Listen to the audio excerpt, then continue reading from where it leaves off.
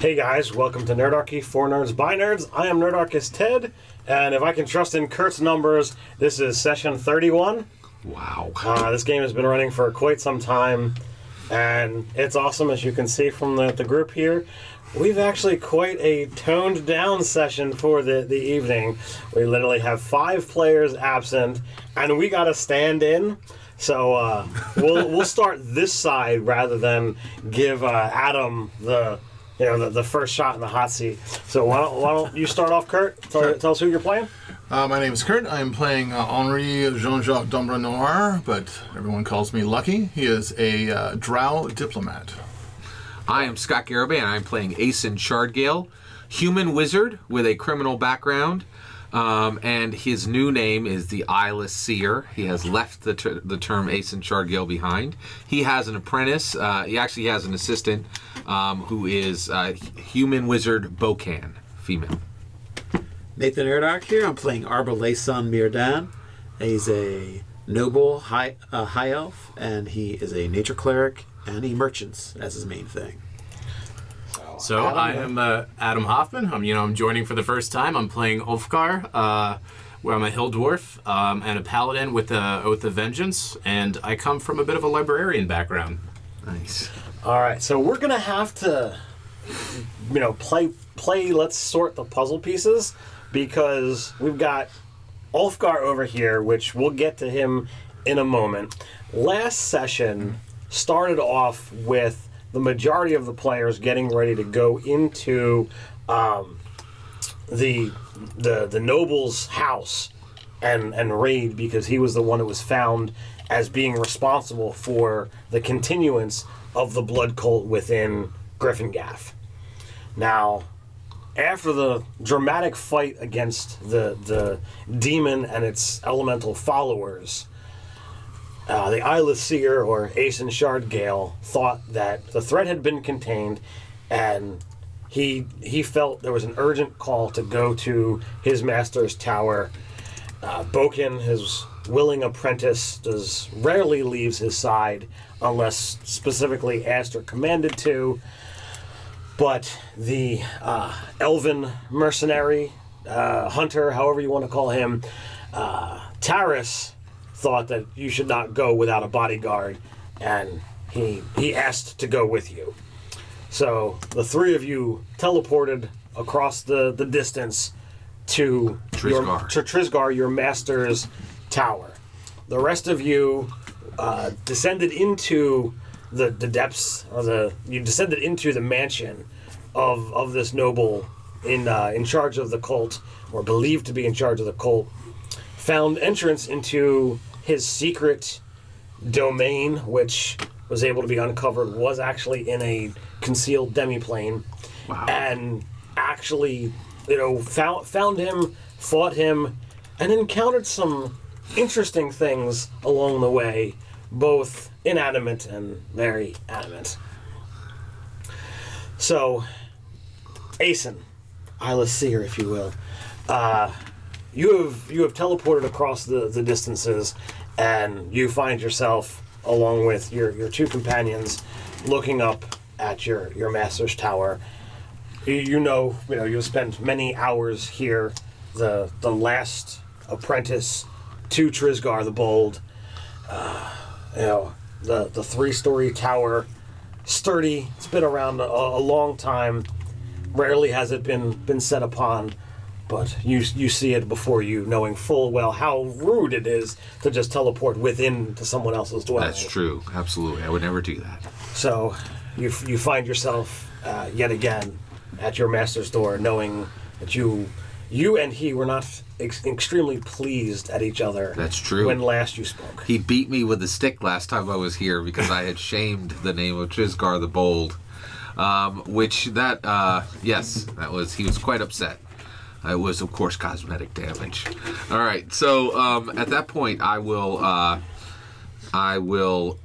thank Taris for coming with me, because I appreciated that Bocan and I were more safe thanks to his accompanying us. Well, you guys have developed a bit of rapport. You've traveled to Rylor together. You traveled to Dralic together. So he's a little bit familiar with a bit of your idiosyncrasies. Indeed. And yeah, so no problem. So at that point, I will actually just explain to them what they should expect when they meet Trizgar, and then I'm going to go forward into. Well, Tyrus has been here before. I'm not certain whether Boken was with you guys. When. No, I don't. She was not. It was opposite stranded. And that's a whole ball of wax as well. That's another thing that we may or may not find out what's transpired with him later. I have to grab my deck real quick. Oh yeah, of course. Need it? Yeah, I need that. You sat down without your Taroka deck? Yeah, What? exactly. Thank We you so we much. know full well Appreciate it. that Asen now operates fully as a Yes, seer. yeah, indeed.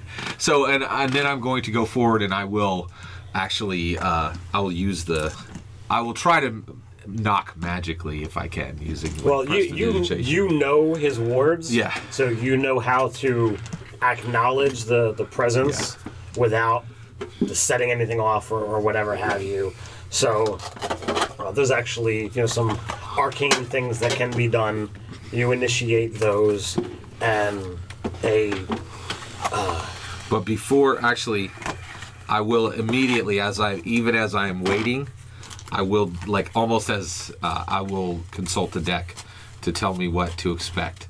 Are those Castle Ravenloft? These are from Ravenloft. Now, do you summon them with your tattoos? Exactly. Well, actually, I haven't gotten that far yet. I can recall it with them, but and so it shows me the bishop, the 8 of glyphs, and I will take that to understand that I clearly should. the castle is warded.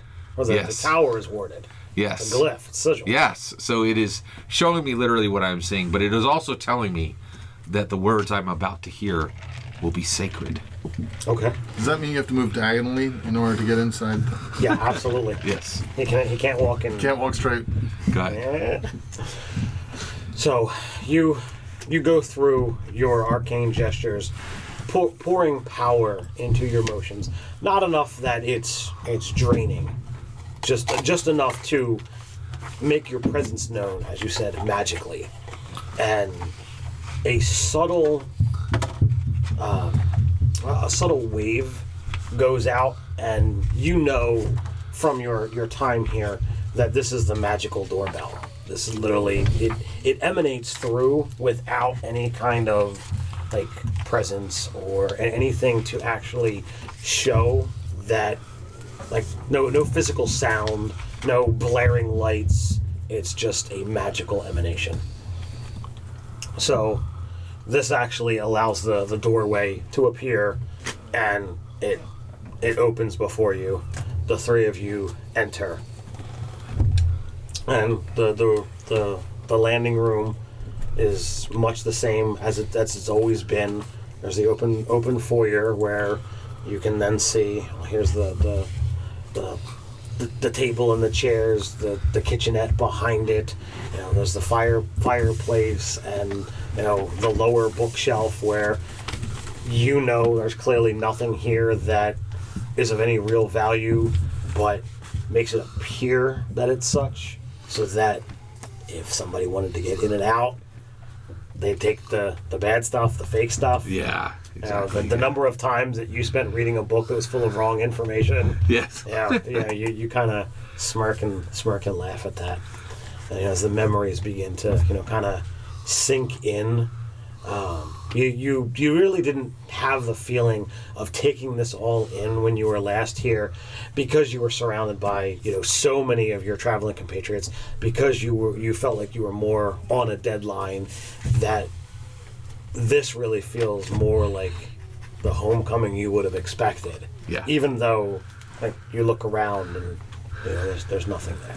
Well, the only thing that I will remember also, though, is that I have changed dramatically. So last time I came here, I was still, Asen Shardgale. Now I truly am the Eyeless Seer. I lost one eye in a failed assassination attempt, and my apprentice, Boken, has stabbed out my other eye at my own request in the city where I lost my first. And now there is a ragged black bandage across, and I wear the robe of eyes. So I know that while I have come to the same place, I am no longer the same person. I am no longer the same person? And I am actually very wary and almost trepidatious about meeting Trisgar again, because I know our roads have diverged so far. Well, as you ponder this, part of you, wonders, like, while yes, there is a divergence, how much of this divergence has gone this way, or how much of it has gone this way. So you feel when last you were scolded, you had done things and you had acted more out of anger, and you can recall the times that you were not set to lash, but his rapping stick, as he sometimes called it. He was trying to train improper behavior out of you. You literally, as you well know, you came from an illicit background. Oh, yeah. You came from profiting off of others' misfortune. Absolutely. And yet you went back towards that rage and how you acted against the dwarves and against certain individuals within Griffin Gaff. But after you set out to destroy Linden and realized that the Linden that you did indeed take down was not, in fact, the real. It was in fact a doppelganger, not the real Linden. You've questioned your own ways and have felt more wizened by the experience, and now you've literally seen the devil of your own works in your apprentice, and have seen. It's true. Well, if clearly Opposite is doing wrong by the training that you've given him, that perhaps you are back on the wrong path, or back on the right path. I don't think what Opposite did was wrong. Yeah, that's the thing. Yeah, that's one of the reasons why I'm so trepidatious to see Trisgar. I fully intend to restore Opposite to my side as an equal. I think he did exactly what needed to do. I'd tear those walls to the ground if it were up to me. Okay, my apologies. I thought that you would Griffin you would terrorists.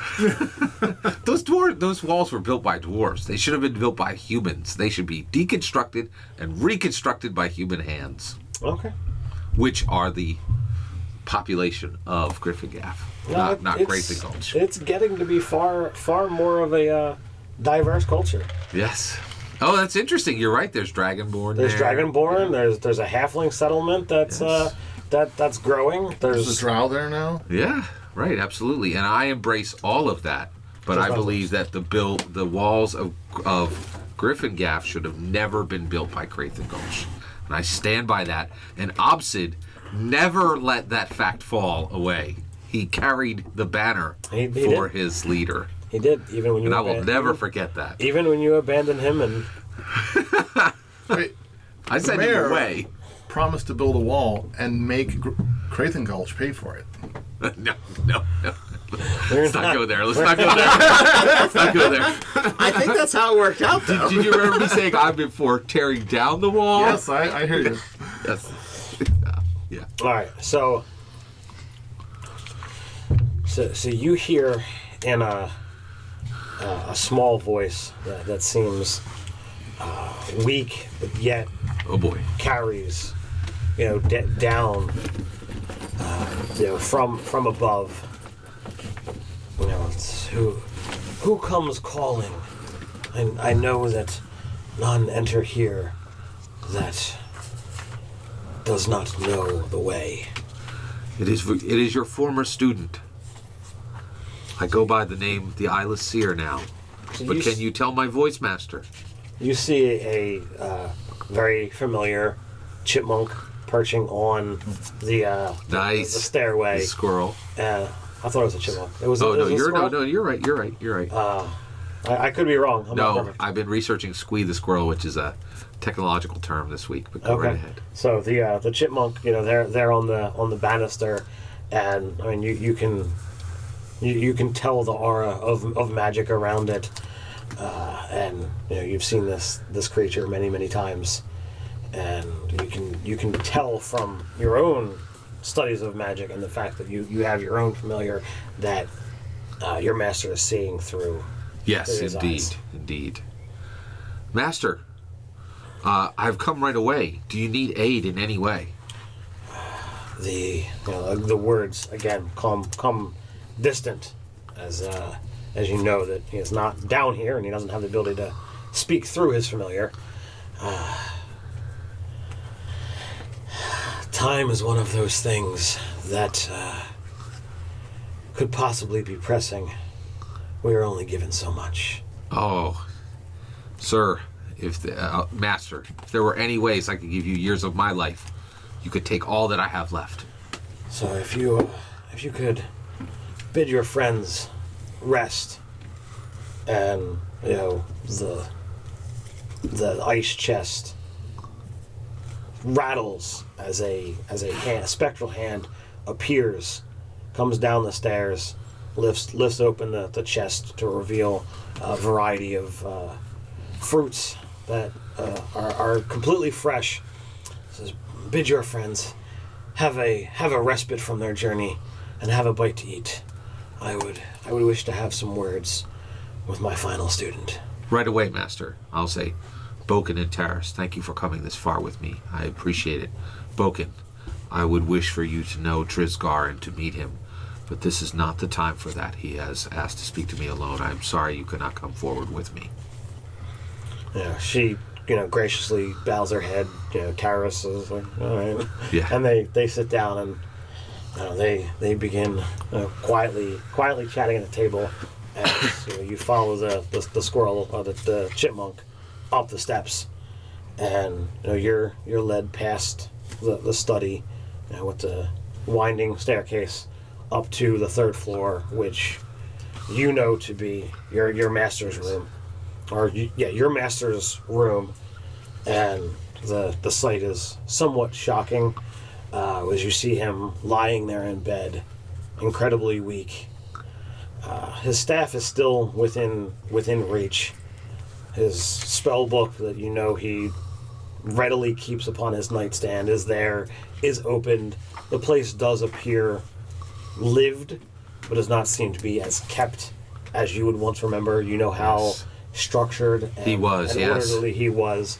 But the most unsettling thing is that, like many halflings, he enjoyed eating. And despite his years, when last you saw him, he had some sizable girth to him, as he was not adventuring anymore. He was not being burdened with training with an apprentice. He tended to sit and read and eat and enjoy the simpler things that magic has allowed him to come to. But he has easily lost pounds. Oh my goodness. And it's obvious that combined with many years of age and study, he is not long for this world. I will whisper to myself in the lowest whisper, I did not know if a man with no eyes could shed tears. Now I know. Aeson, it has been a while, and it has troubled me from our last parting, and I did not know when I would see you again. So I felt need send you word, so that if nothing else, we would be able to share final words and share a final meal, and at last share final thoughts. I am so glad that you have called me. It seems that you are, in some ways, being laid low, which I have never seen. You have always been an epic hero to me and my master. If there were a foe that could be slain for doing this to you, I would slay it. But even I cannot slay time. Well, time. And he tends to, he lets this thought seem to linger out there. And that's never been his way, and it's probably more unsettling than his visage and his appearance. This is, well, that is the nature of things. And if we were given all the time that we wanted or that we could take, how many of us would take more than our share? how many of us would be willing to steal from others just to have more. I feel that living beyond my century, I think that I've come to know and accept life. I've come to accept that I have made my mark upon this world. There is yourself and the others that I've shown magic to. I have helped guide the minds of many others besides. And forever, this tower will be a place that that will be here. This tower would not be present had it not been for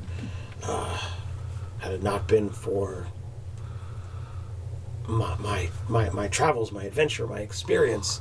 I mean, this was literally paid for, and paid for from my career, constructed at not my hands, but at my beckoning. Absolutely. And each of your adventures built a level. I have remembered it all. And the minds that have crossed through here will carry on, and will then, as I hope you do, to instruct others in the way that I have instructed you. So you need not stay long. I do not want to hold you, but I wanted you to have a couple of things before you did indeed set off.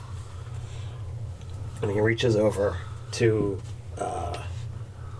to next to the bed, and even though there's no to your knowledge, there's nothing magical about it, he hands you the wrapping stick. Wow. Thank you, Master. I truly appreciate this. And now you can wrap. And he puts out his hand and makes a circular gesture, and floating in the air is a spectral key. Whoa. Thank you, Master. What does this unlock? When I am gone, this tower is yours. Master, I do not deserve this, but as you are ailing, I shall not question any of your requests. It is most kind from you, and I promise you that I will make sure that all that happens within these walls would make you proud. You are of strong mind and stronger will. And you see a little bit of his fight appear at that, but it quickly fades. And he says, well, while I've had many apprentices, I do believe you most worthy. Thank you. It is most kind.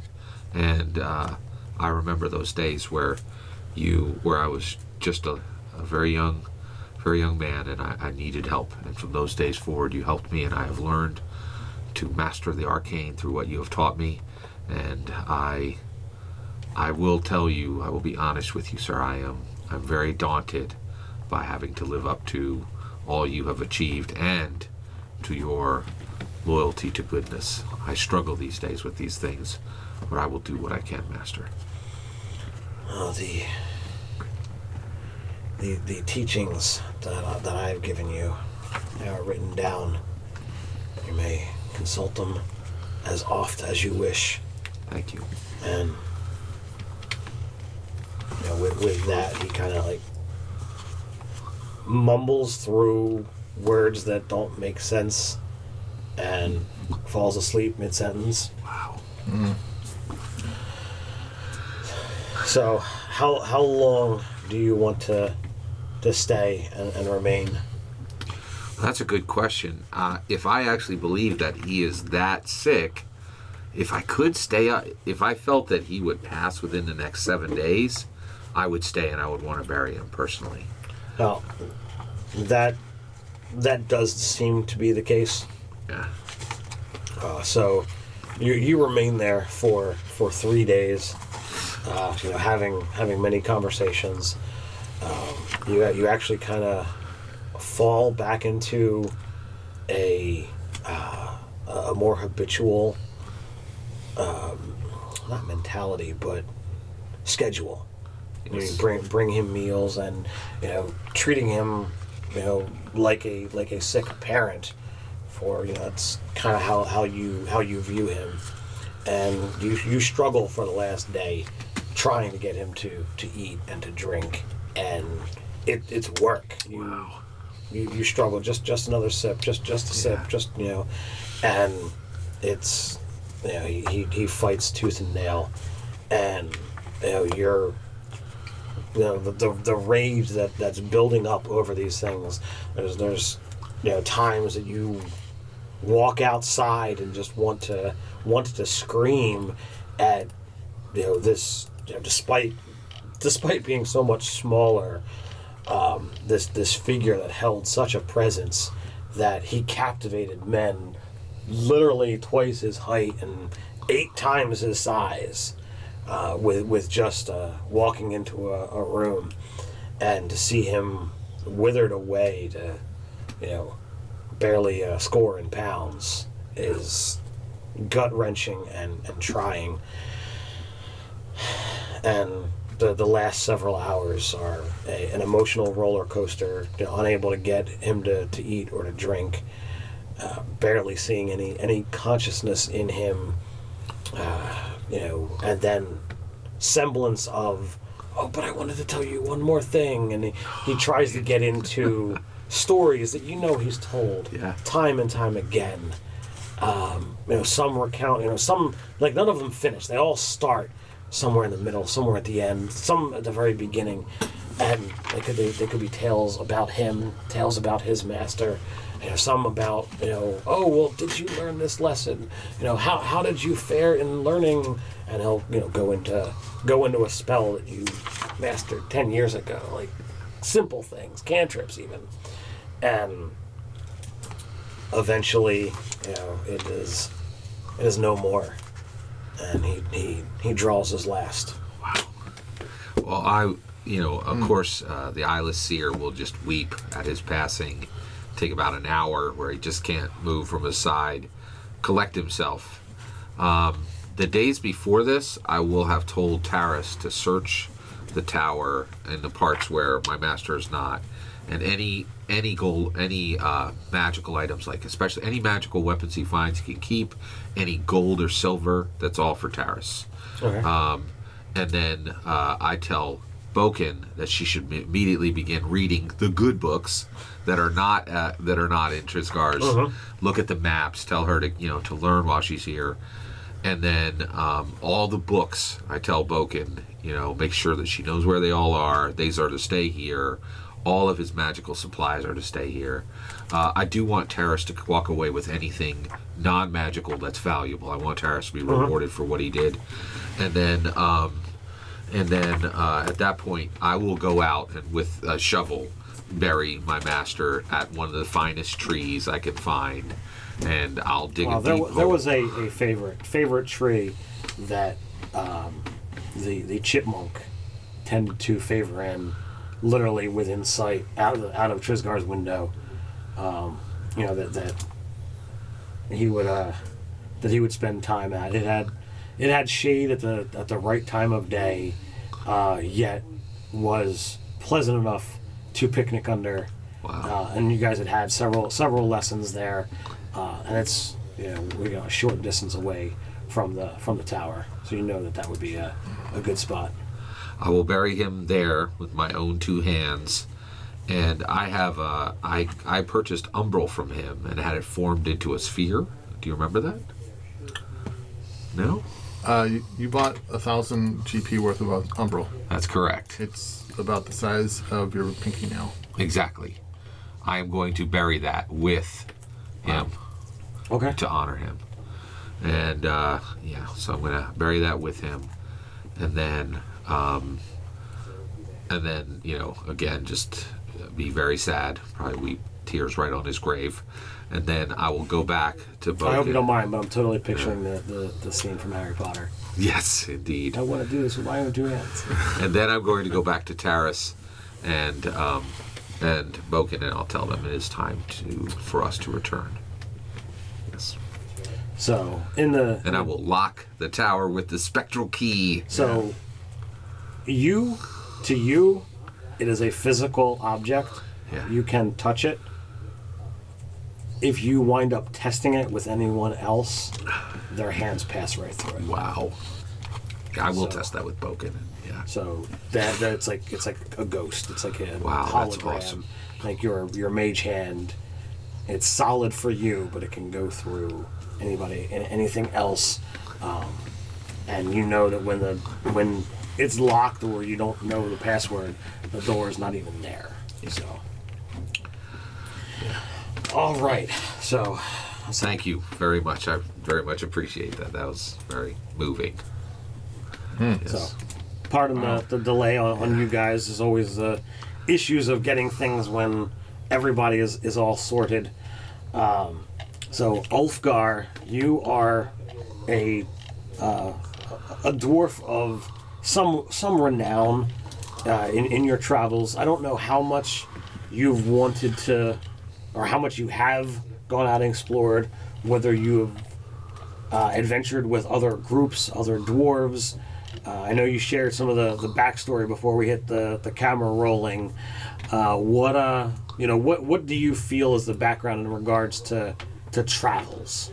Travels, absolutely. So I think with the way that my home village was just destroyed, I think it's very hard for me to find partnerships with people. Because they notice right away that I'm very cold to make new friendships. Okay. Having lost so many loved ones. So it's very difficult. And then when I do manage to connect with someone at a local tavern, you know, we can always connect over ale. You know, I've developed quite a fondness for the brew. But as soon as an encounter occurs, my lust for vengeance and just hatred and disdain for the wicked creatures and the wickedness in man, it can be a turnoff. So what I'm reading into this is you've traveled with lots of different groups, and either quickly or slowly, depending upon the individuals involved, you're left behind, or you sense what's going on, and before it gets to actual raised ire, you choose to move on. Is that a correct interpretation? Yep, that's good. All right. So you have found yourself, at the ever-growing city of Gryffindor. There are several dwarven strongholds, for lack of a better word, within the area. I probably believe you were part of Crathen Gulch. That is closer to Gryffindor. And they actually have a partnership, so it's possible that you're familiar with this place, as most dwarves serve a term in their watch or their town guard, their military, if you will. Mm-hmm. I have a soldier background. I was an officer. Okay, well then I saw a lot of then devastation. Then clearly you were here. You said you're older, right? 200 years. All right, so 60-ish years ago, there was a fight at this booming settlement called Gryffindor, and a massive horde of monstrous humanoids were going to descend upon this little village, and the village called for whatever aid they can. There was the elves of Carshapathan and the dwarves of Crathen Gulch, and by the time everything was assembled, the army was ready to swoop down. So a small handful of heroes set out to do an assassination. They wanted to cut the head off the snake. It was clearly some powerful leader who could summon this horde together. Well, the army was driven off, but 3 of the 4 heroes died. Okay. It was rumored that the mission was successful. The one who came back, Fallon Leafblade, he was proclaimed mayor. He led the city into great prosperity. 50-some years later, it comes to light that he was actually full of cowardice.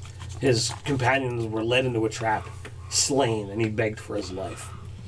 And the demon master that this orc, if you want to call him that, the one that he served, he bound to this elf, Thalon. Yes. and put service on him. And since then, this cult of Narquitus grew within Gryffindor until things came to light, and it is literally, within the last several days, that the last of the cult seems to be eradicated. The current mayor is actually one who has been fighting against this cult and is a notable hero of the town, by the name of Lyndon Hemsworthy, who is also a tailor and a halfling. It's not worthy unless it's Hemsworthy. Is Thalon of the settlement outside of Gryffindor? Is he the mayor outside? He was No, the previous no. mayor. He was the previous mayor. Okay. Gryffindor has continually grown. Okay. Under Thalon Leafblade's leadership and the lack of an imposing horde allowed the trade between Crathon Gulch and Carshapanthon to grow and grow. And because everybody was summoned to go fight off this horde, relations blossomed quickly. Gotcha. Well, now things have grown to such a level that it literally dwarfs what it once was, and is now like approaching a decent sized city. And once the actual space inside the wall that's left open is filled, it'll be a major city. Gotcha. So the other notable person that you interact with, depending upon how racially sensitive you are, the actual head of the military and militia is Hrock, H''ROK, and he is a very sturdy half-orc, and he tends to favor extremely large weapons. Always seen with a variety of different clubs, hammers, swords, axes. The larger the better. The larger the better. Sure. There's an axe that he sometimes is seen carrying that you wonder how unwieldy it looks. How could he actually? Is that maybe what caught my eye in a bar with him? It is possible. Yeah. He tends to favor a table near a wall so that he can lean it against Sure. there so it doesn't bother the table. Because some of them again are that large.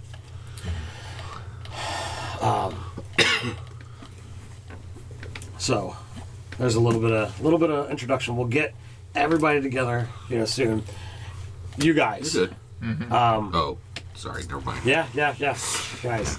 So when we last left off, you had slain the noble. Do you remember the name? Solarin Radaris. Thank you. Lord Solarin Radaris.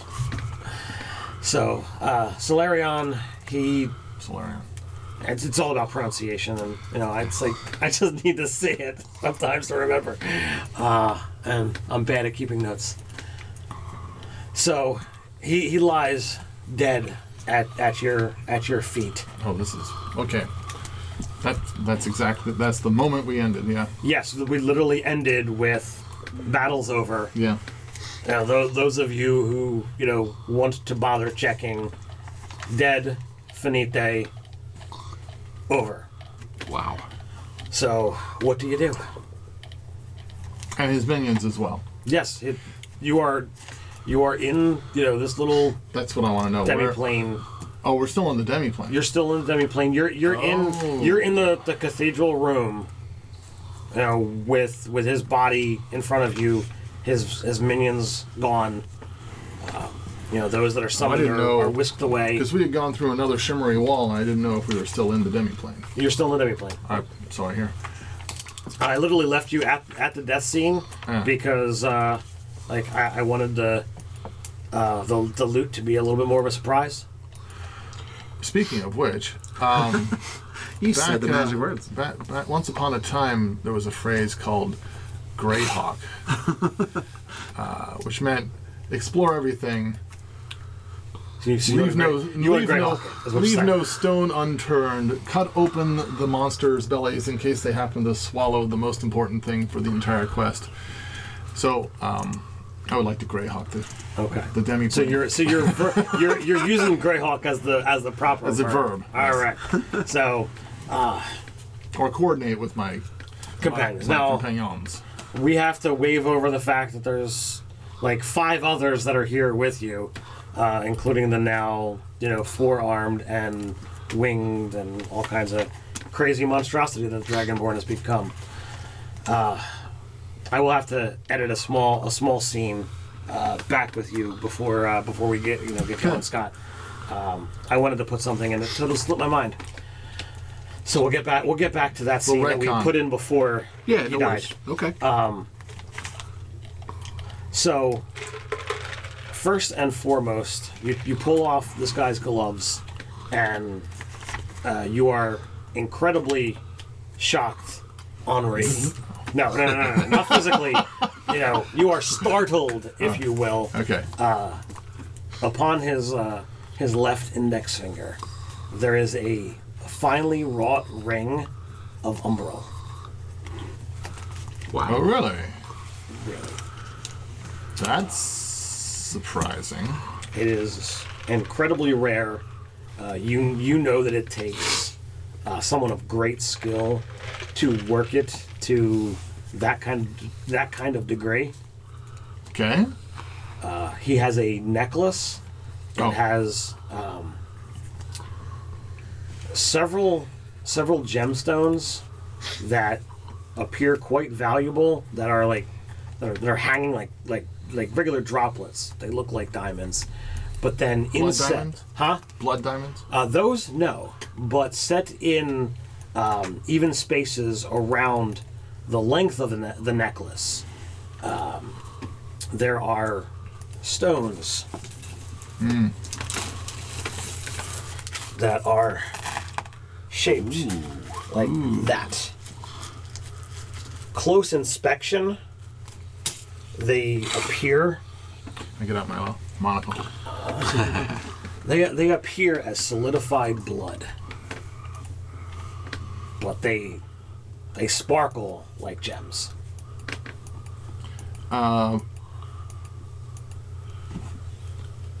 Detect magic. None of the jewelry glows. Well, just basically everything. I'll just keep my detect magic on. Okay.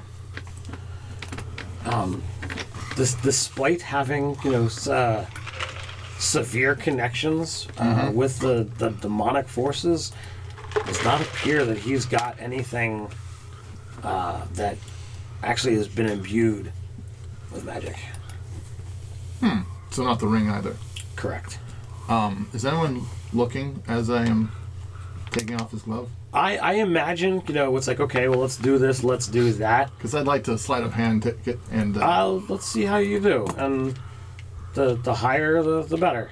Is there a sleight of hand? Oh, there is. Well, goody. And I'd like to... time for another nifty new bard thing. Inspire myself with some peerless skill. Okay. And add a d10. So that is 25. 25. You're pretty confident that Arbalesan is looking in a pouch, and Uthengar is looking at the bookshelf, and a couple of was it Thanos is never really one that's kind of invested himself in treasure, so he's kind of like standing there in the crazy looking dragonborn with the tail and the forearms and the wings, and the modified armor is kind of just like nervously pacing around. He making sure the minions are truly, absolutely, completely dead. He's been ill at ease in this place. Okay. You know, you guys know that he walks a dangerous road serving two masters, and when he's directly going against one of them, he wonders what kind of fate he will have. So the only other thing of note, besides decent amount of coin as you Greyhawk, is his in the room, back in the first part of this, his mirror office, for lack of a better word, is the shelf full of books. How much of that are you interested or planning on taking? You know that a lot of it is written in abyssal and infernal.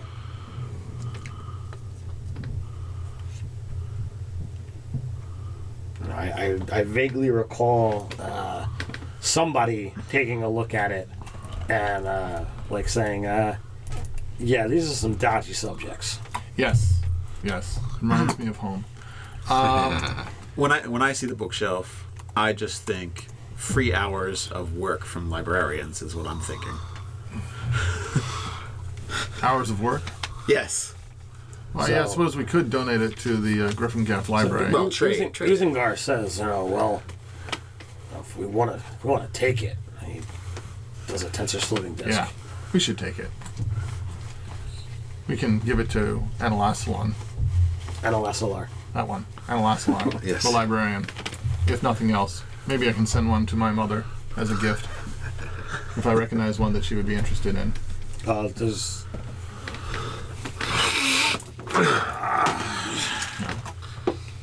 What does that say? 2. So there are 2 books that leap out at you. One that has to do with monstrous experimentation, and for some reason it's got a stylized scorpion on the cover. You think that she'd really like that one. And there's another one that you can't read it on site, but something just is like, yeah, she'd like that. You just can't put your finger on why. Okay. Your masterful levels of intuition. Intuition. Yes. It's the Infernal Kama Sutra. I wasn't gonna go there. She's a drow matron.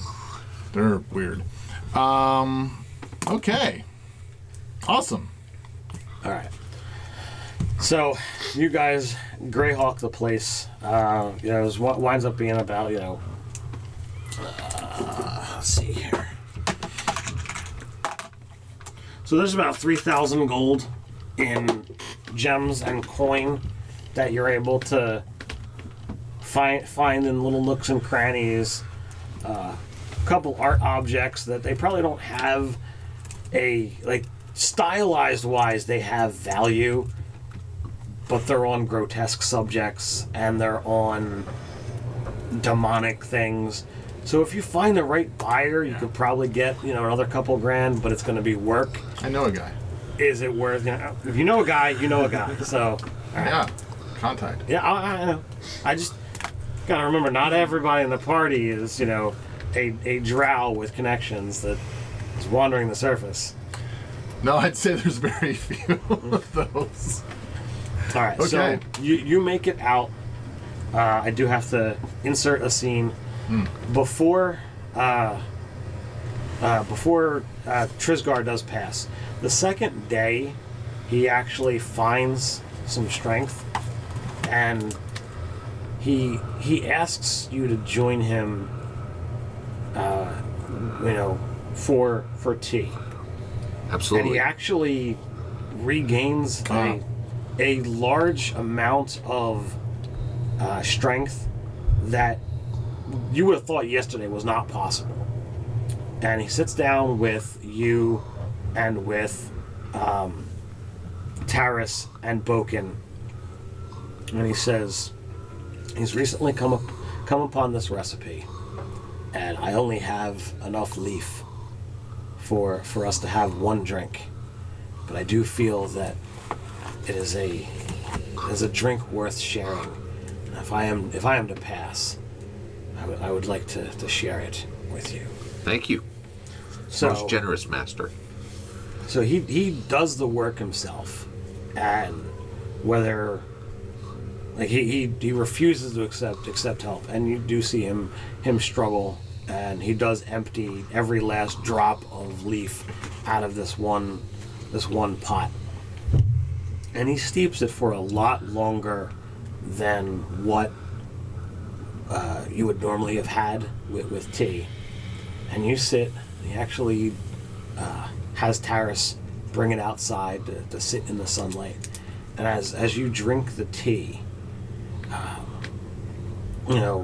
it doesn't seem to affect Trisgar all that much, but the rest of you seem shocked as you do share this drink.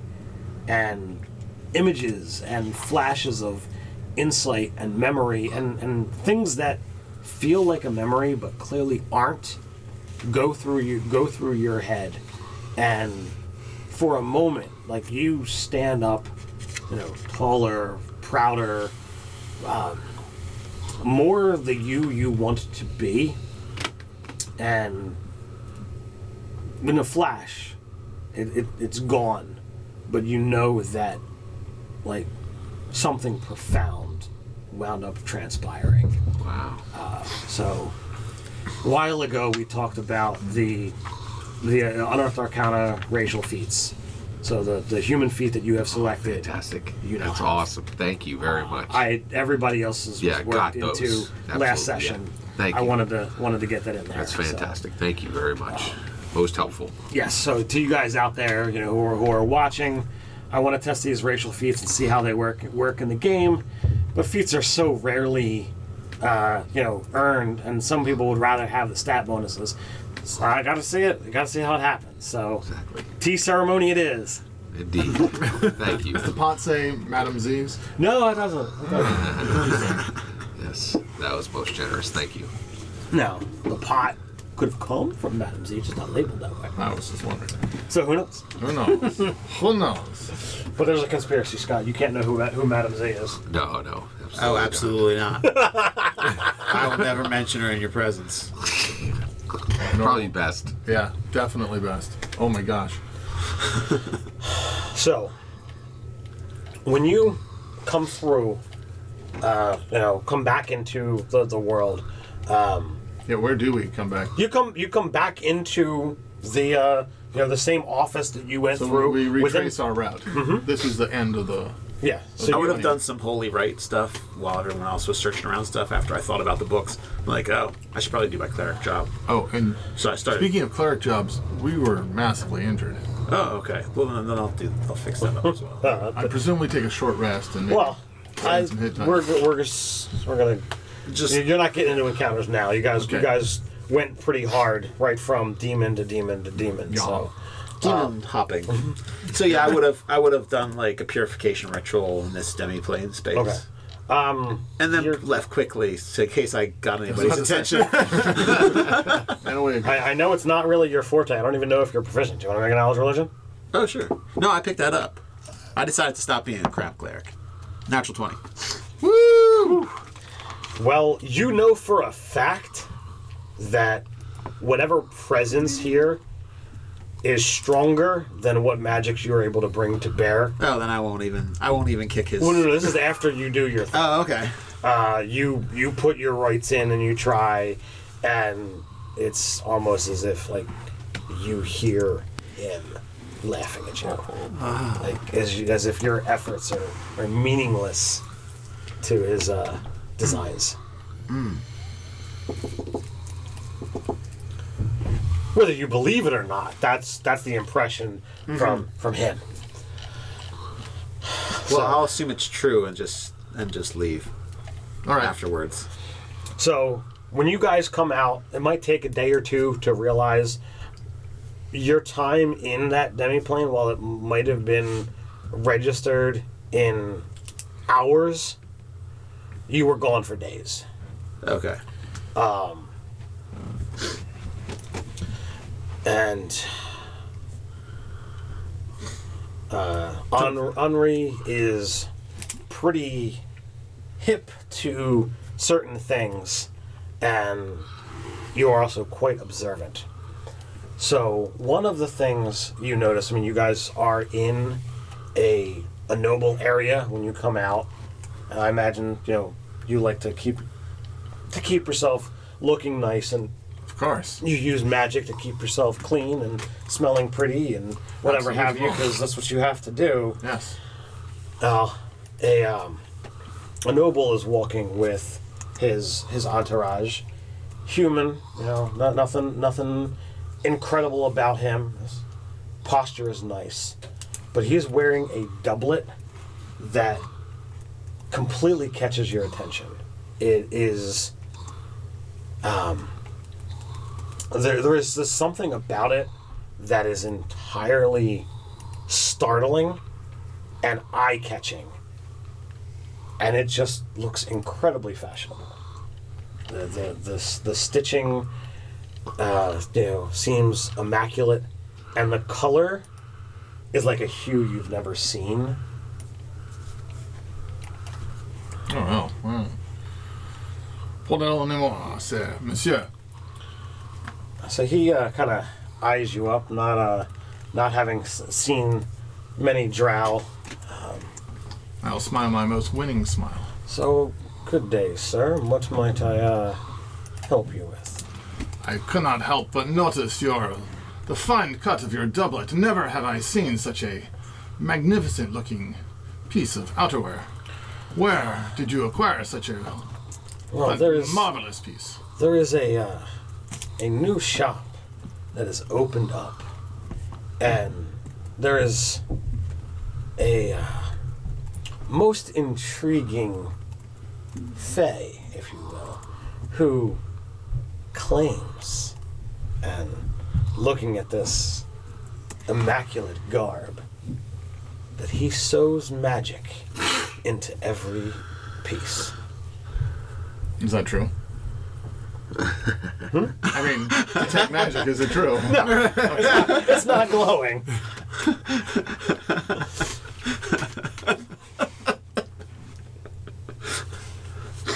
Well, it is certainly enchanting. Oh, it is indeed.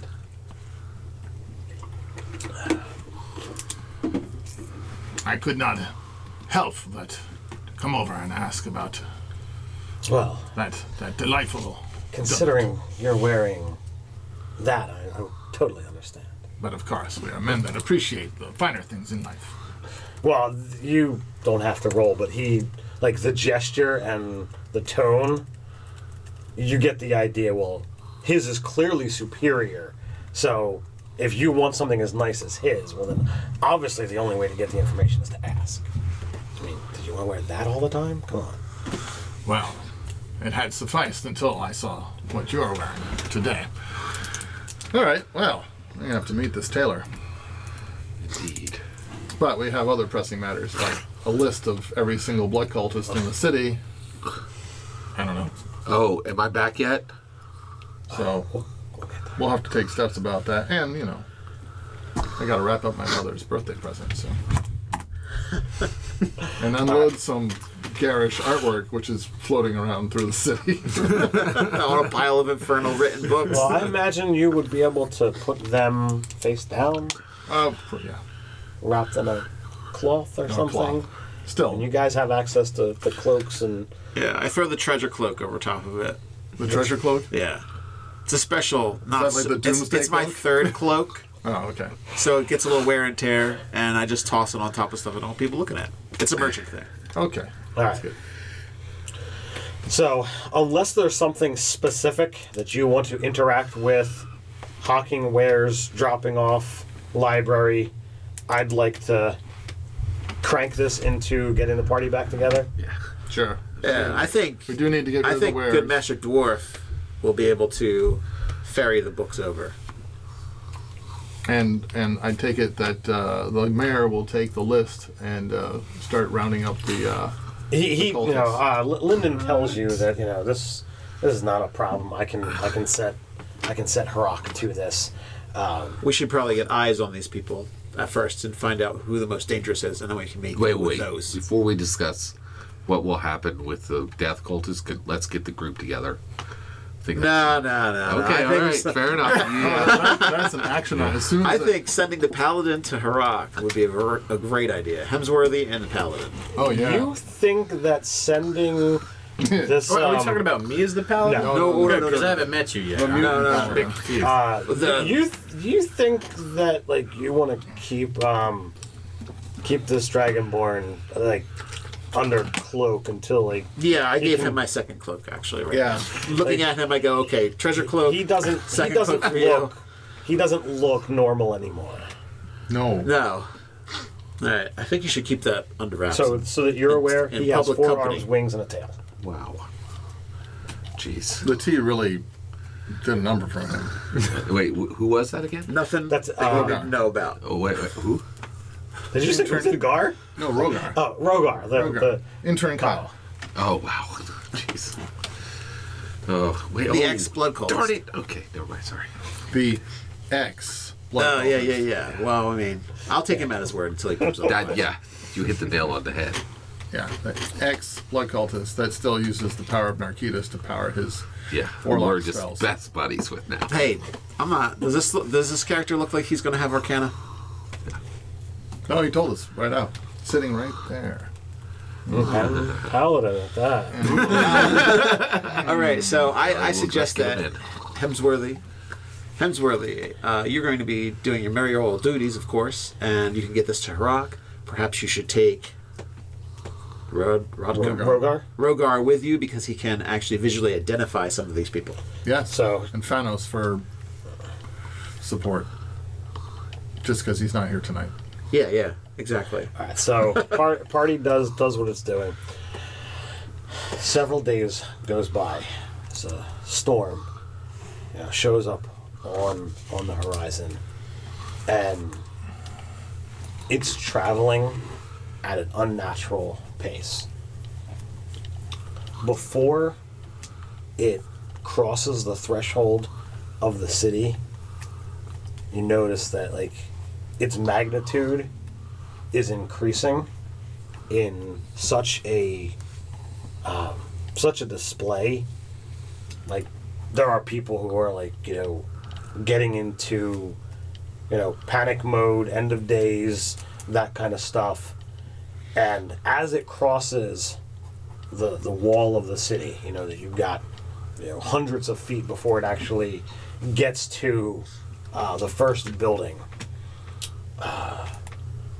the whole thing changes from what looks to be just a massive rain and thunderstorm, and it cascades into a full-blown chaos storm, and it begins to rain purple. And over the several days that it lingers, it seems to just fill the city walls. Is this a thing that happens? Chaos storms are I guess it is. This is not such a bad thing that it's happened. It could be worse. There is none of this in Glimmermere where I am from. Well, you don't have storms. That is exactly what I'm saying. But this whole rain concept is unusual, but a chaos storm is literally energy drawn from the plane of chaos, and it has the ability to literally rend the fabric of reality. A lot of times, it does nothing more than change the color of the rain, change visage for a while, but other times it has known that like it can literally shatter landscapes. It can literally rend open portals to other places. Rain flaming frogs. that's not good.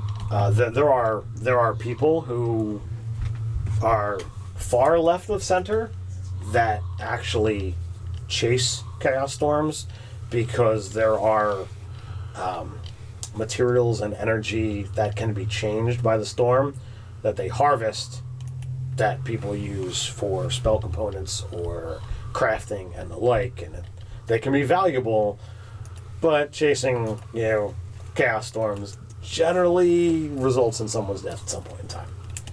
So, Okay.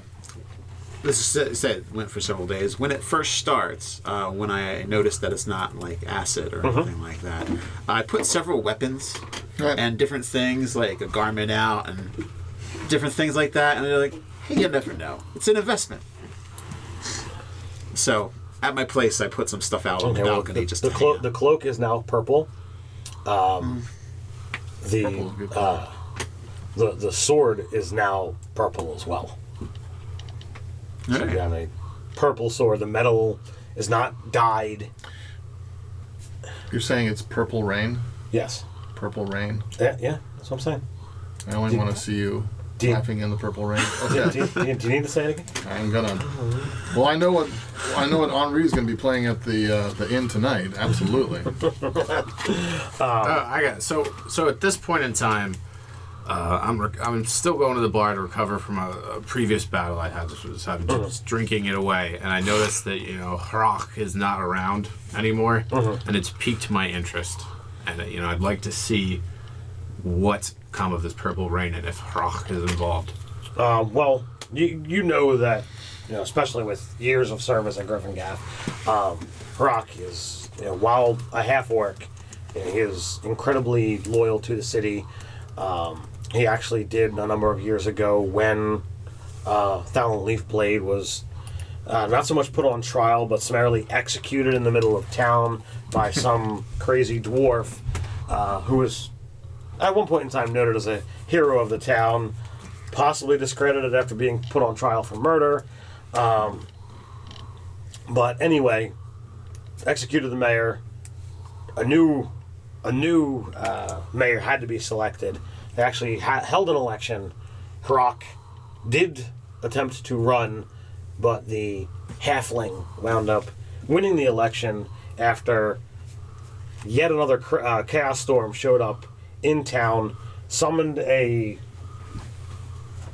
monster that looked like this, and Hrock and some illustrious adventurers fought the creature down. The elf, who was also running for mayor, was nowhere to be seen afterwards, and pretty much since.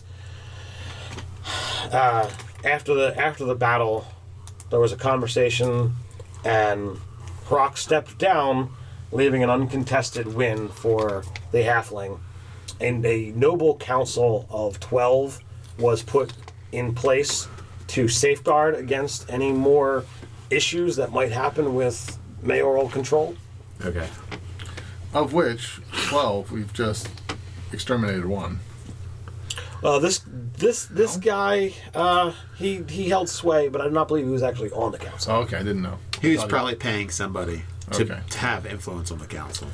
Very good. That you can be assured of. It's been days. Okay, so. Yeah, so you guys are fully hit points healed are up. and all Our that kind of spells stuff. are back. That's why I was, there's no need to worry about that aspect of bookkeeping.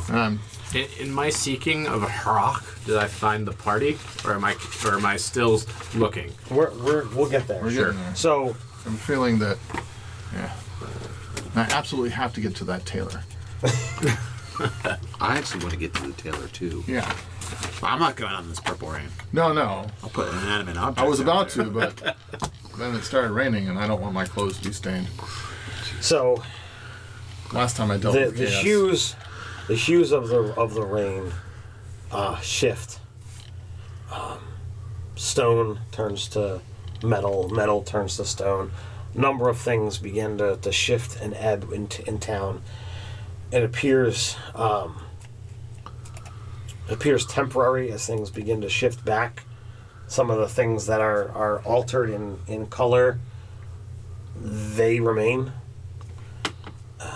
But eventually, the air around town begins to wane on or wear on the inhabitants, and it seems one by one people begin collapsing. So wherever you are in town, you are back in Griffin Gaff. You kind of appeared just as the storm hit town, none of this pesky "I need to travel" nonsense. Yeah. I just teleport. Yeah. so you appear, in town. Am I close to the tavern he's in by chance?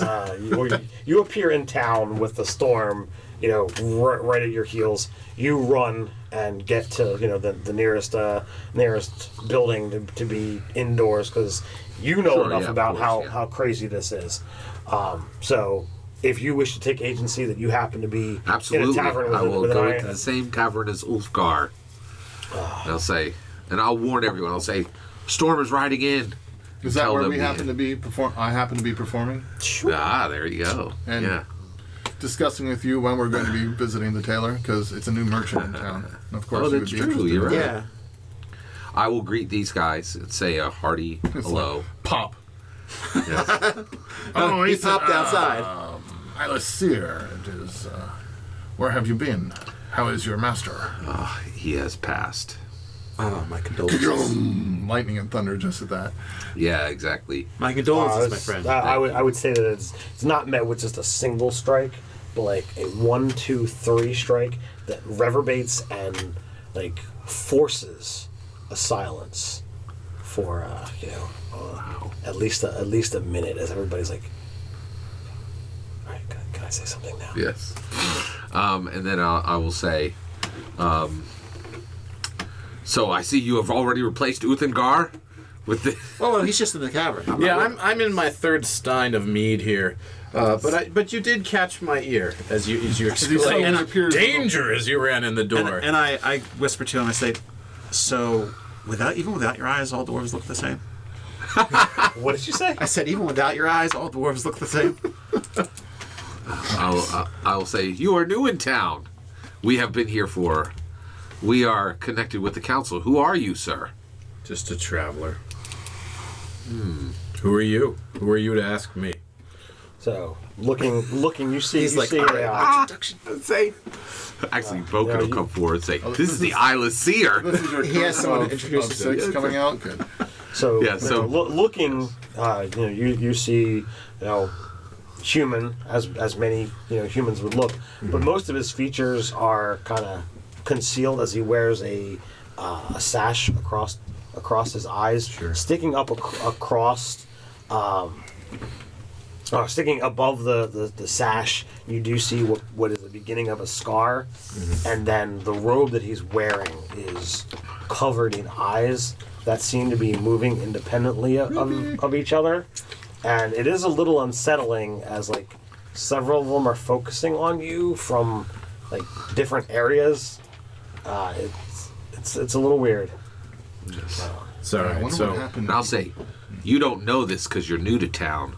But this town is filled with death cultists, so here we say our name. My name is, but I'll say to Boken, and Boken says, "This is the Isla Seer." Like, how dare you don't know that? No, she says it reverently.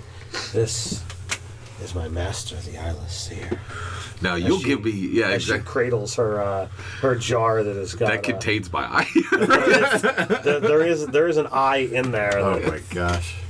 It's got something else in there as well. Yeah, exactly. Oh man. Snakes. I'll say, so we'll have your name immediately, sir. Okay, so you need not tell me this town is in danger. Purple rains from the sky, but I do see the scar on your face. Tell me, what battles have you seen?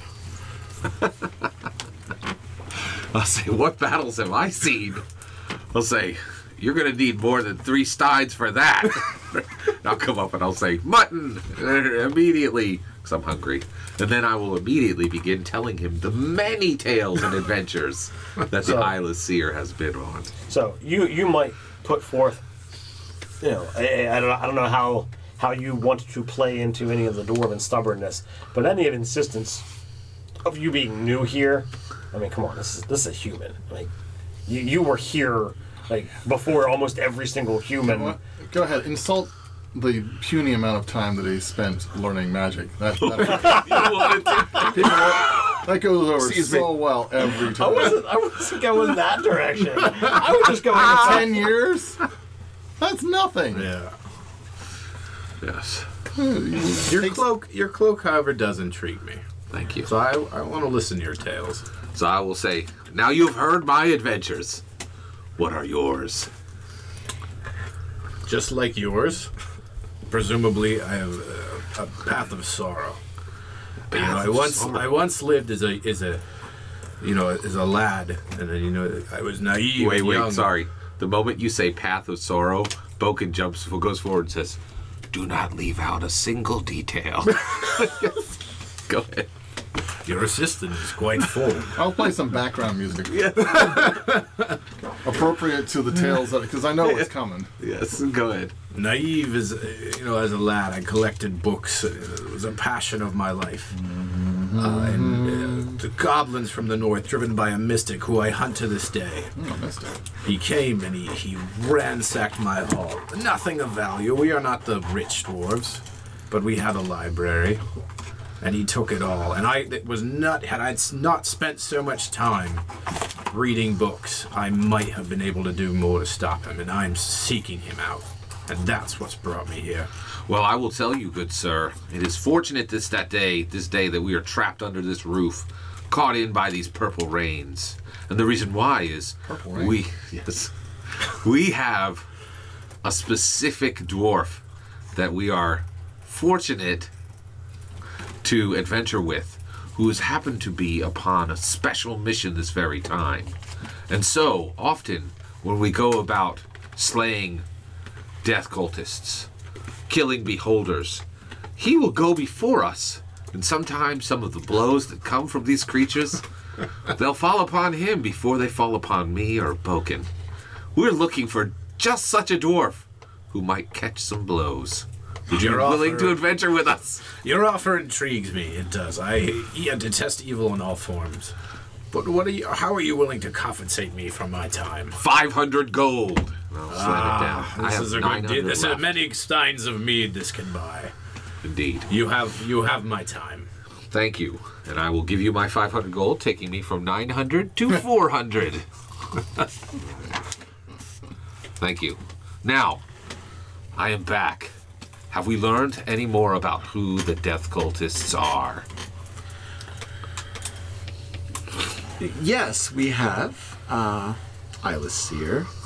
We have a few leads, and the mayor is meeting with, I believe, Harak, and... A few leads? We have a list of every blood cultist in the city. Why are we here? Why are we not killing the first on the list? We already did. Oh, that's excellent. I see you have not wasted time. Well, you remember the gigantic demon that killed Boken and eliminated your simulacrum? I do. I do indeed. Well, that was just a diversion. Ooh. For you'll see Lord Nerdarchy was still alive. We tracked him to his mansion and found that he had in his office, his library, had a secret wall that went to another pocket dimension where he planned his nefarious deeds. We found a list of every blood cultist in the city and eventually confronted, after many battles, confronted him, exterminated some of his vile minions, and eliminated the primary threat, the leader, the secret leader of the blood cultists of the city. All of this may be confusing to you, Ulfgar. That is why Boken will be immediately explaining to you all the many quests we are involved in, so that you will be ready. So she pulls out a dagger. What? Good. The dagger? No. Oh, pulls out a dagger. Well, I just happen to have it, sure. And pulls out one of the snakes that she sometimes has. And she kind of looks at Henri, who's been talking, and she's like, "So you..." She decapitates the snake. As you have demonstrated, we have cut the head off the snake. Or so, well, one of these snakes. You have made much progress while I have been gone. I have another question. The unicorn. Where are we at on finding the unicorn to slay? Or to give its life, whichever. It is not very clear exactly what the unicorn is to do, but we are searching for our information on it. But we had more pressing matters. than the unicorn? Absolutely. Truly? There is a new tailor in town, and his work is magnifique. I must get a new doublet. It is most important. I just do not want it ruined by this rain. And though you can travel quite swiftly, my friend, others have to rest after such trying times. And I'm still recovering from the last bout with these demons. It was very trying. I can imagine. And Harak, the mayor, and our informant is taking care of the list of people so that they are watched, and we can figure out which ones actually need our attention while the others can be rounded up by the town guard. Interesting. So until they get us the information of where they are, we're kind of at a waiting period. So the server is bringing out the food and drink that you guys had ordered, and as she's about 2 steps from the table, like mid-stride, she just collapses at your feet. Grab my drink. It's cold.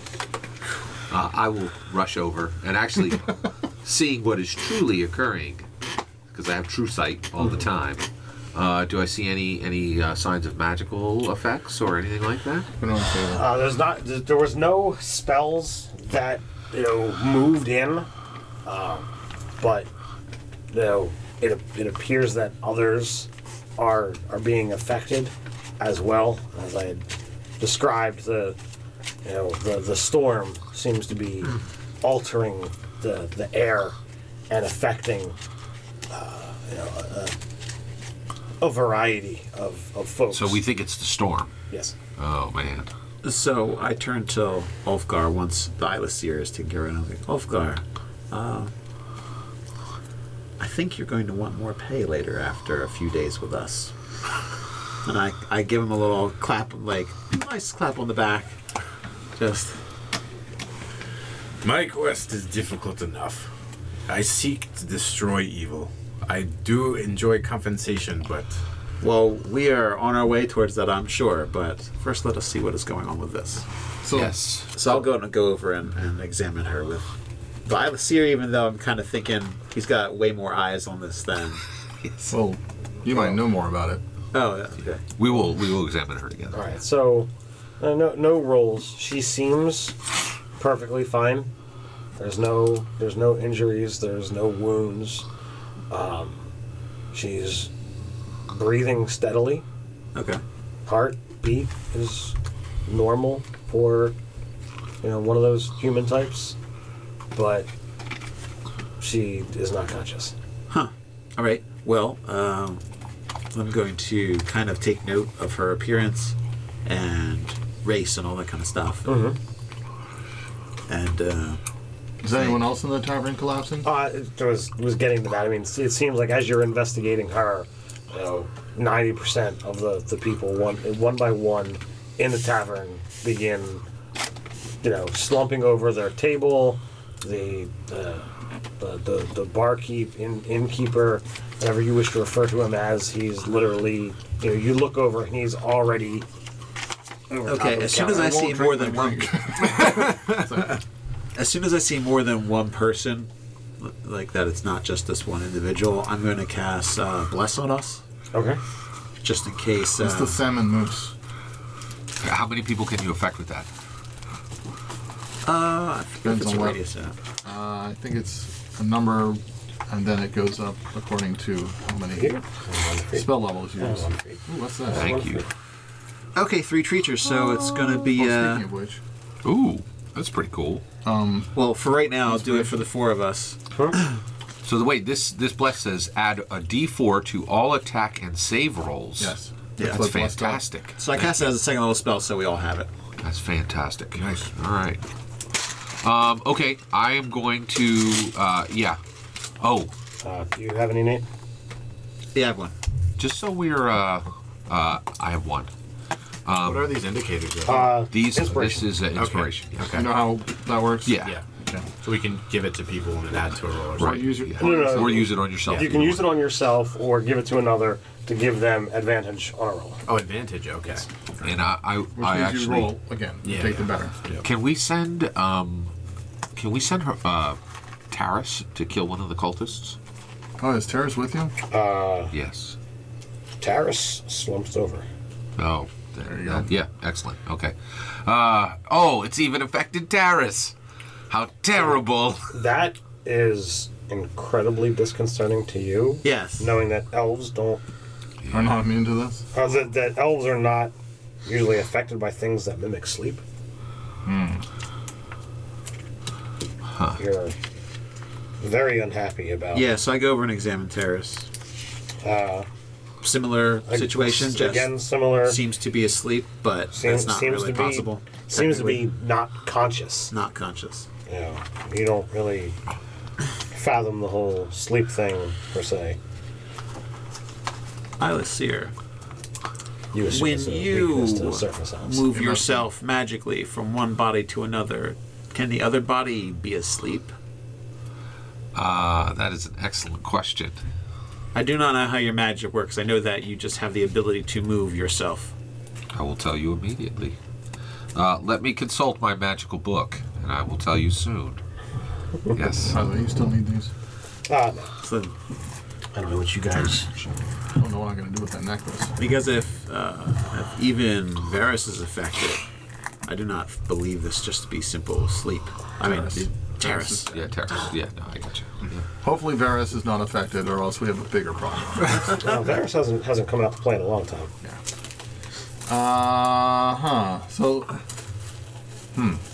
Is there any? Do you believe this is some kind of magical sleep, or what do we? Yeah, what is this?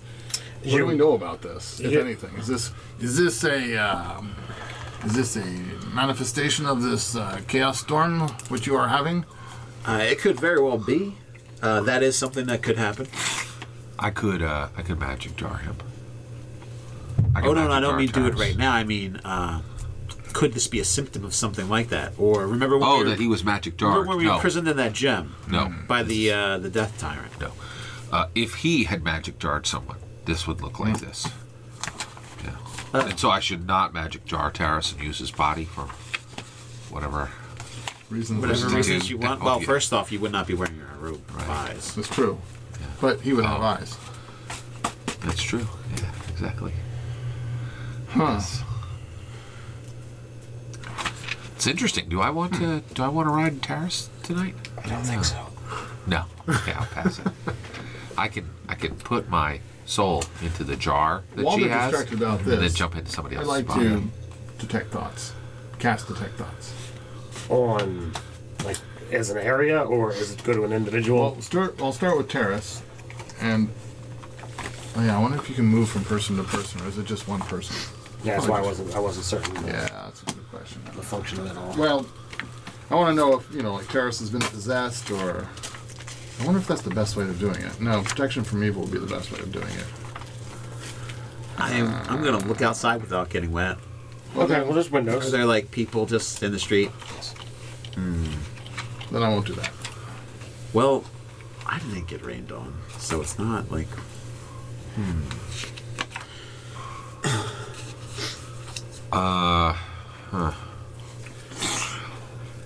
Well, people are Look falling. out the window. Is there anything more unusual than purple rain going on?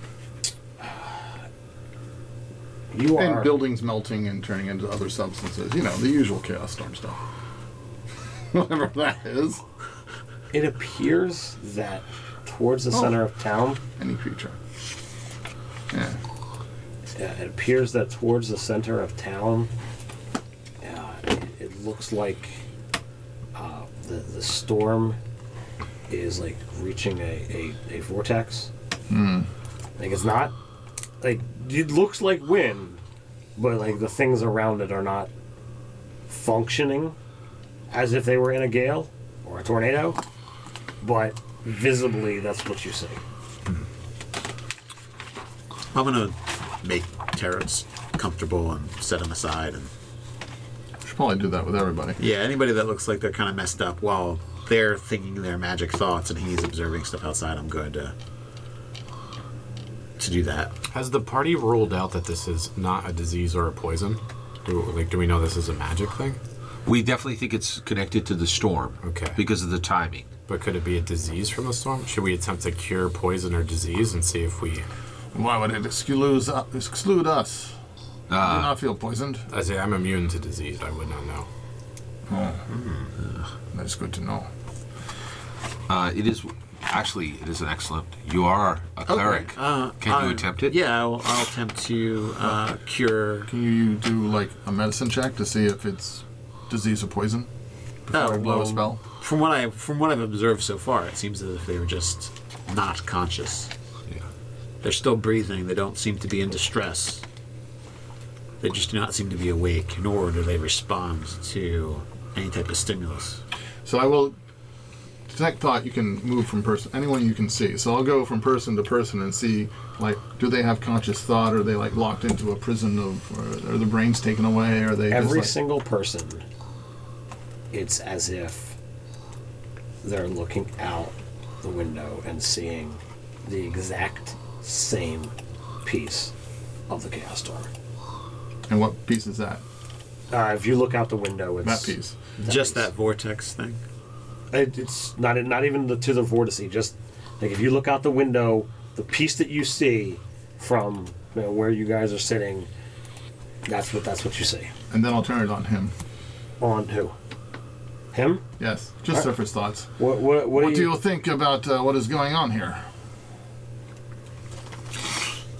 Never in my time have I seen such a weird, such a bizarre circumstance and storm. What might you have done to precipitate this? I do not know. Before you got here... You told me you slayed the head of a council. Oh, actually, that is an excellent point, Ulfgar. We have many enemies here, and that we know that there are death cultists, those loyal to Narcitus, and it is quite likely that one of them has created a ritual which would have caused this storm. I don't think so. Okay, so that doesn't provoke I must not tell them about Narcitus. No, none of that stuff. So with that, he seems focused on, all right, well, there's nothing to kill. There's not a meat in my hand. All right, what good can I do? Actually, I think you could be right. I think this could be caused. I, myself, am a powerful mage. And if I were to cause this, I would need a ritual space. A large open space where I could perform a ritual. Could we track such a space or such an energy? Well, I would tell you, I have been reading these thoughts of the patrons who have fallen to make sure that they are not possessed or otherwise inhabited by demons, etc. They all in their mind's eye are looking upon one thing, just one thing. And that thing that they are looking at, you can see right there. That vortex of chaotic energy. We must ride to it. It's in the sky. But the comes point down comes to down, the, right? The center of town. We must ride to it immediately. Sky. Yes. We must ride to it. We'll be riders in the storm. Yes. Literally. Get your cloak, Henri. This concerns Ulfgar deeply. What makes you think you'll survive in that storm? You are going to just charge into the middle of a storm? You don't know how it is hurting people? Spoken against us. Eyeless seer. We ride now. It will make for a Have you seen it in the Taroka deck? And song. Yes. It will entertain many a guest. Thank you. Seeing as there's no Thank you, more Arbalesan. meat, I'll follow you. Thank you. Well, Arbalesan has brought up an excellent point. Just give me 1 minute, and I will cast Unseen Servant so he can hold an umbrella over my head.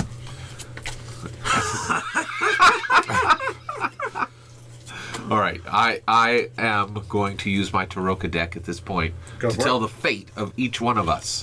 Henri. It shows the rogue. Yes, the rogue indeed. Well, we have a fighter, a cleric, magic user. I guess that's what's Oh left my for goodness. me. The wizard for him. For Both of these have no number. These are symbol cards. For me, the bishop again, just as I saw when my master gave me indeed sacred words.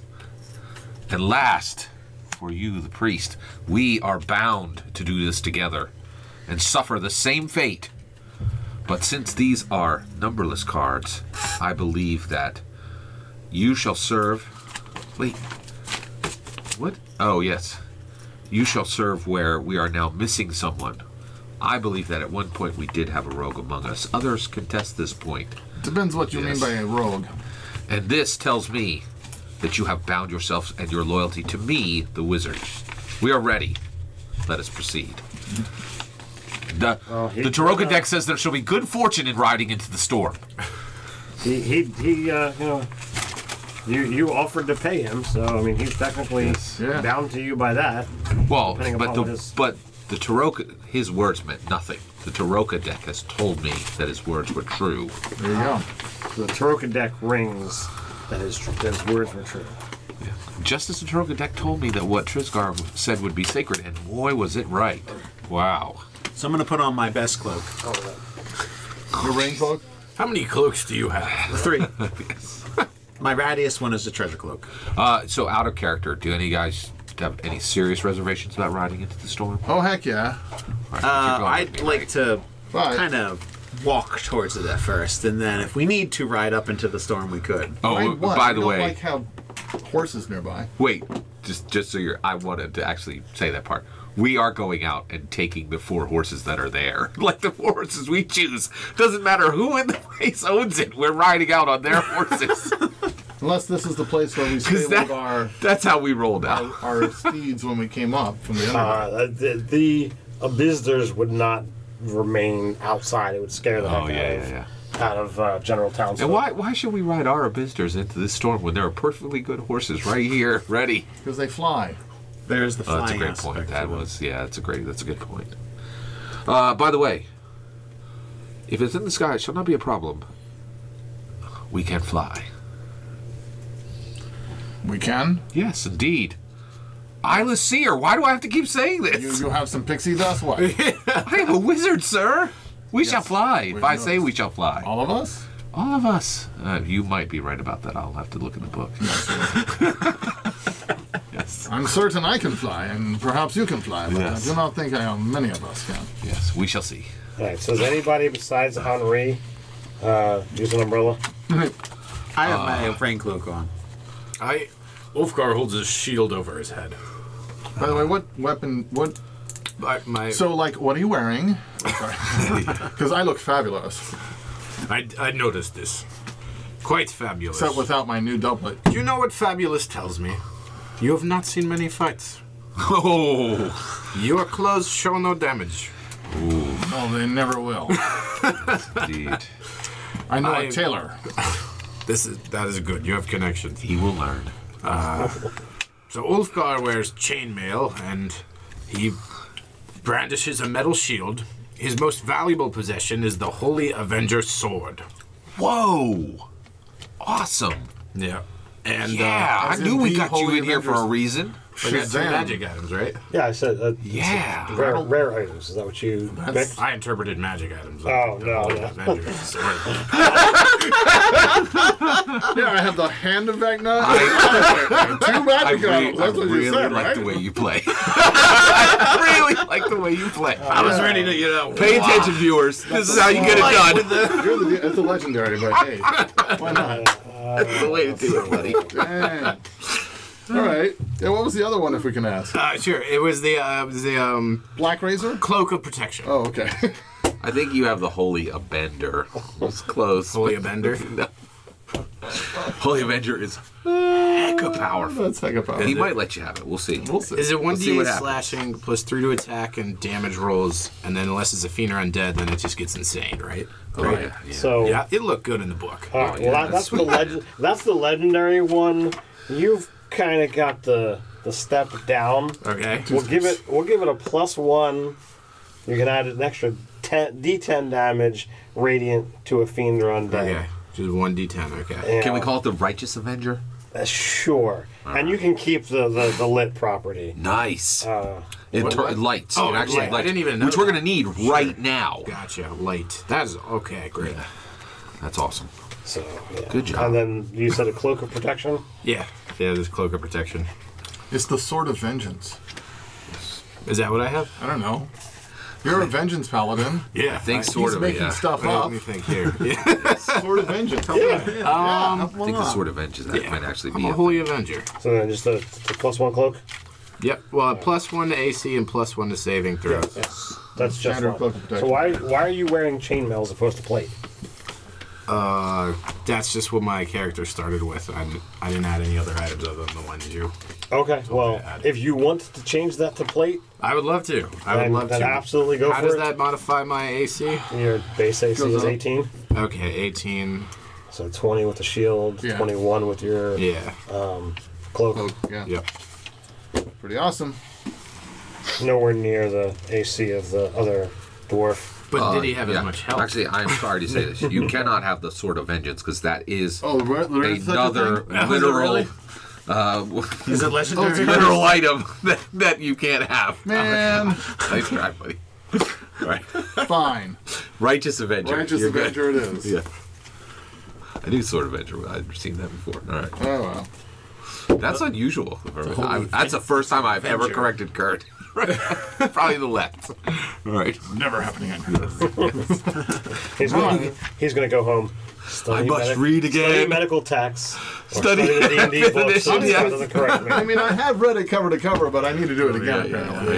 Oh, well. No, you're good. So Ulfgar's a little upset. He thought he had the Sword of Vengeance or whatever. Well, Holy Avenger? The wise are amongst you us. could still think it is. absolutely. You just could be wrong. Yeah, I wasn't quite aware of what I had. I thought I Righteous have this, Avenger. my Holy Avenger. Like, yes, that is what it is. The Holy Avenger. Please Yes, keep you're my absolutely right. my intellect of 8 in your minds. That's what I got going. Stick here. with us. You'll have a Holy Avenger. soon. All right. Don't That worry sword has many story to it. We eat paladins for breakfast. All right. Okay.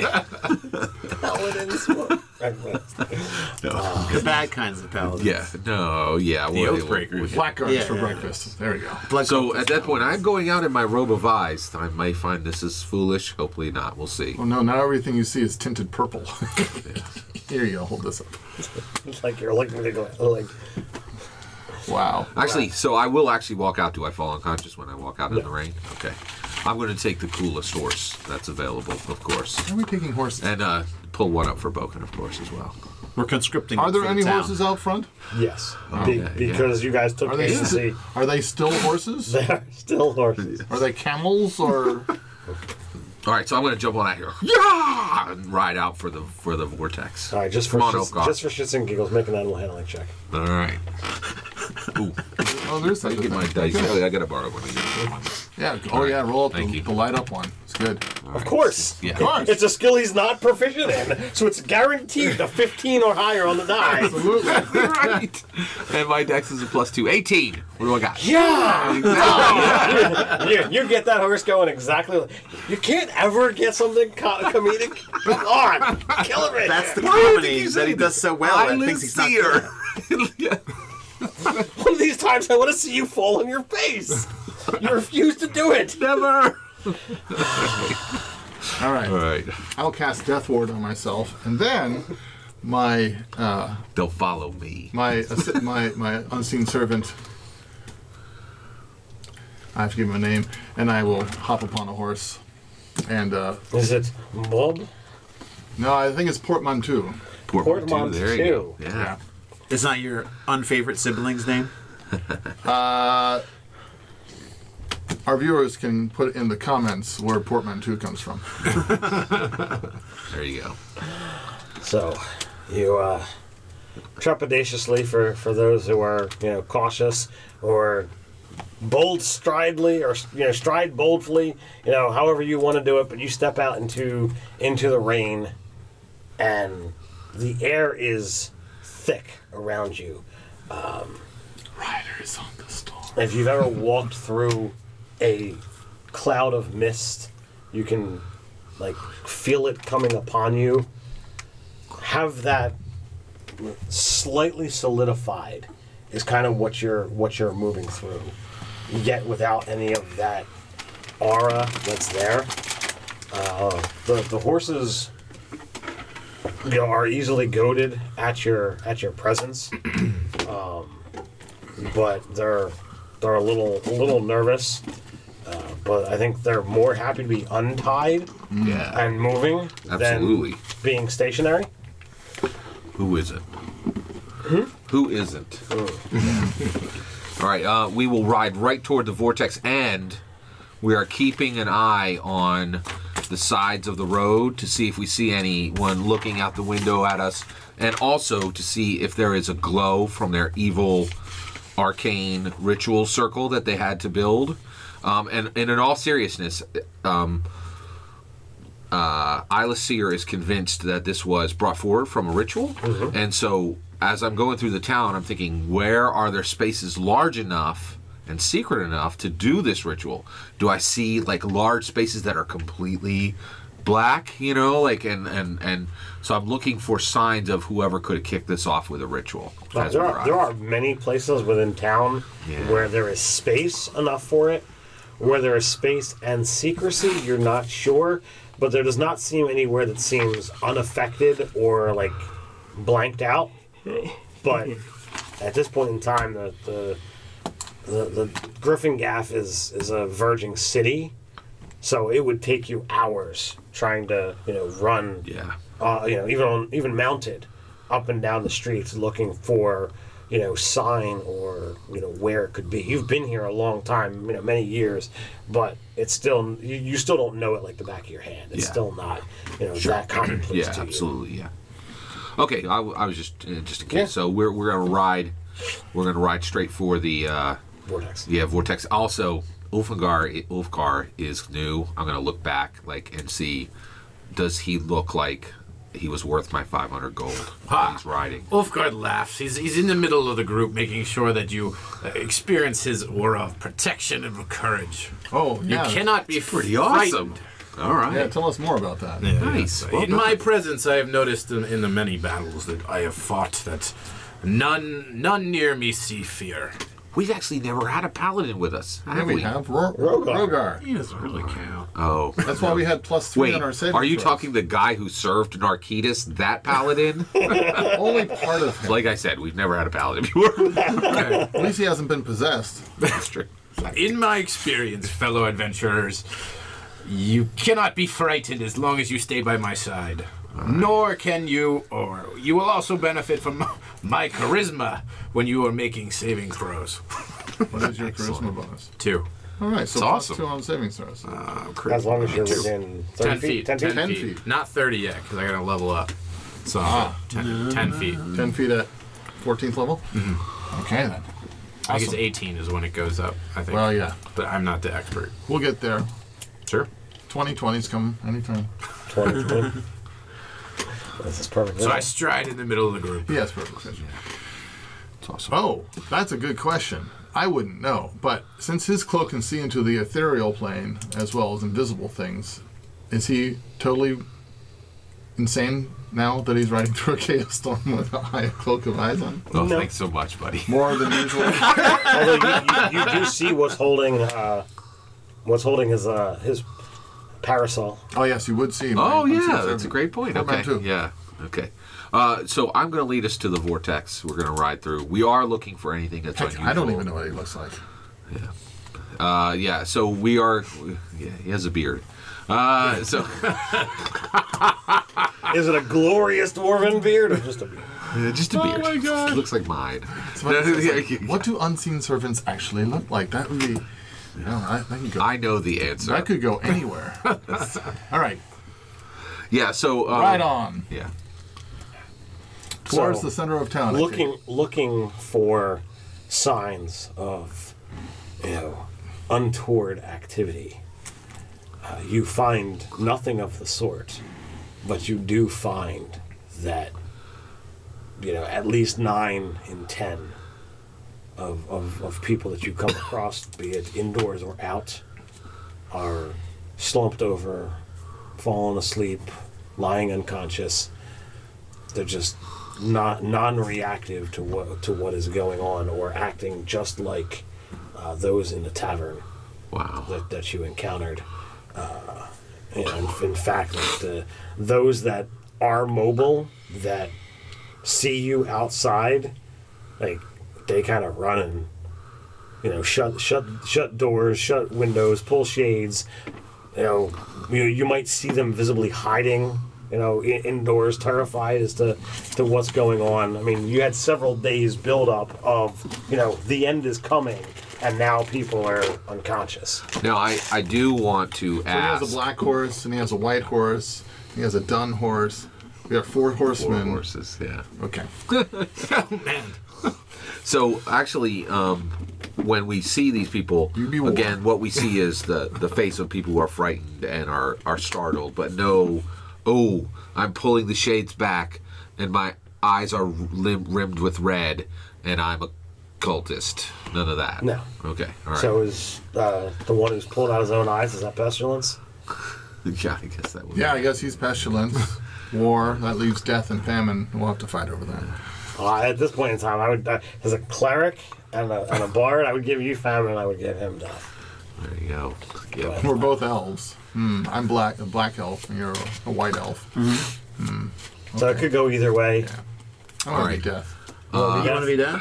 You can be famine. Sure. Okay, good. I've just made all the food in the area of Griffin-Gaff more abundant, so that would kind of be a strange irony. Yeah, that's it. That's pretty cool. I get the pale horse then. It takes a long time. It's a couple weeks worth of work. That's awesome. All right, yeah. But what you don't realize is that's taking away from somewhere else. So the my God didn't tell me that's how it works. The entire subcontinent has It's just a desert vibe. It's just desert. No, seriously, I have always really wanted to make sure that Griffin Gaff was awesome, and that's one of the few things we started doing to really help them. Double food production, yeah. This is our town. We gotta make man. this more awesome. Let's tear down the walls so it can be easily invaded. And then rebuild it. Build bigger, stronger walls. Yeah, make them pay by for their it own again. hands. All right. So you guys traverse through town. You've seen a lot of unconscious or unmoving people in the town, and you are approaching the vortex of the storm. It's amusing or intriguing or frightening, shocking, whatever it is that you want to feel, staring at what looks like a tornado, and yet the air is calm. It's, the nature priest, the time priest over here is utterly perplexed. This is breaking the laws of nature. If energy is moving, energy has to, everything around it has to react. I can explain purple rain away, but not So windless vortexes. under the vortex, Chaos. it's What is under the settled? vortex? Yeah. Or can we not see? It's opaque. It's swirling energies, that as it's moving, it's obscuring whatever is either on the other side or in the middle of what's there. You know that Main Street, is the widest street in town, and there is a big central, fountain. Town square. That's in town square, and it looks like if the fountain is 10 foot across, it's wider than that because you can't see any piece of the fountain. So how big across is this vortex? Would you say? Ish. more Is it hard to tell? more than 10 feet. Okay. So wait, the vortex is going on the center fountain. Yes. It's centered on the town's fountain. Correct. And actually, so we're riding toward the vortex. Can we ride directly into the vortex? You want to ride directly into the vortex? Bam. I knew he was going to do that. I'll say, careful, Bogan, back. I'm gonna ride directly in. All right. So, Aeson, Ilasir, charges directly towards. I'm going to cast towards Death the Ward fountain. on him while he's running away. So he charges last minute, or last moment, the last stride before he would cross into the this barrier of unknown energy. Aeson convinces the horse to jump into it, and he utterly vanishes. All right, good. Our job here. Come on, guys. Let's go. Come on in. Oh, do we hear him? No, that was out of character. No, You do not. I'm waiting for you to say something. Yeah, that's Yeah, I true. mean, you could have just been disintegrated into nothingness. It's totally true. Game over. We're all disintegrated into our. Well, I cosmic did particles. talk to Scott earlier today About lethality. We did a video on lethality. and that That's true. characters could literally have their bodies and souls obliterated. Well, I did cast Death Ward on him, so he should have bounced back off of that if it was going to obliterate him into nothingness. But if it obliterated his soul, I don't know how that would work. Yeah, I mean, Without reducing you to 0 hit unless the points. players do something incredibly stupid, like, I don't know, go into a tornado of intense chaos energy. You say stupid, I say epic. It's going to make for a great Potato, story. potato. But Scott did say he would be upset if Aeson died. Said there would be tears. Well, That's Aeson true. is dead. Well, that's The true. Eyeless Aeson is Seer. dead. The Eyeless Seer. On the other We'll hand. find out what happens to him. All right, so there's there's 4 of you left. Boken was told to hold back. So what are the 3 of you doing? I'm going to go closer to the storm and see if I can observe What anything languages do you behind speak? this. What languages do you speak? Elven, Celestial, Common, Dwarven, Sylvan. I was gonna say, Dwarven and not Sylvan? What kind of elf are you? So, in a variety of language that you speak, you hear inane whisperings. Like it's just words. There's no structure. There's no sentences. Nothing. You could literally be point to a word in the dictionary, point to another word in the dictionary. Word salad. Okay. Yes. I'll try to convince my horse to get close to the vortex and shout, like, Monsieur Aeson, are you alive in there? Can I hear him? No. Yeah. That's fair. I went right in. Boken, your master is in trouble. You go find out if he's still alive and tell I us. told her not to. I told her to hold back. Who? It's a dangerous job, but She remains. I'll be very convincing. That's what gave you a roll. Oh, fine. She's fanatical. Pretty fanatical for him. Chaotic neutral in most regards, but Well, she should go right after it. but she obeys her master. That's what I said in most regards. That's right. You have stayed back long enough. You have obeyed your master. Well, if he never comes back, she would just sit here. She much. will replace me in your team. Gotta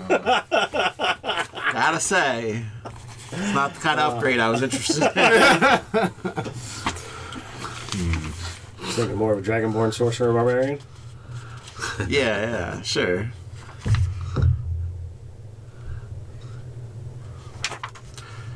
Alright. So while they're thinking about what they Oh want to yeah, do, great point.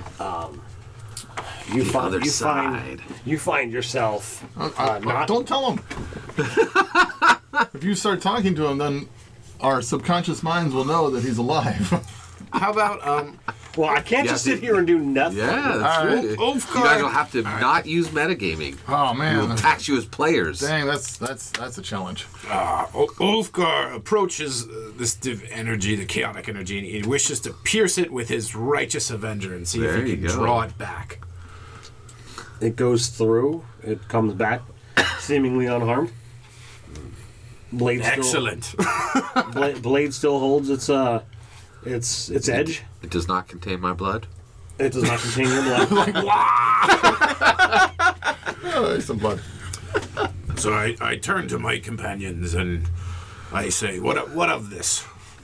Your experienced adventures." I feel like Eyeless Seer would have come back for his companion by now. So I'm going to give him a little more time to get over the shock of whatever's over there, if he actually can come back. And then I will decide whether or not it's appropriate to leave. Oh, and I will say this.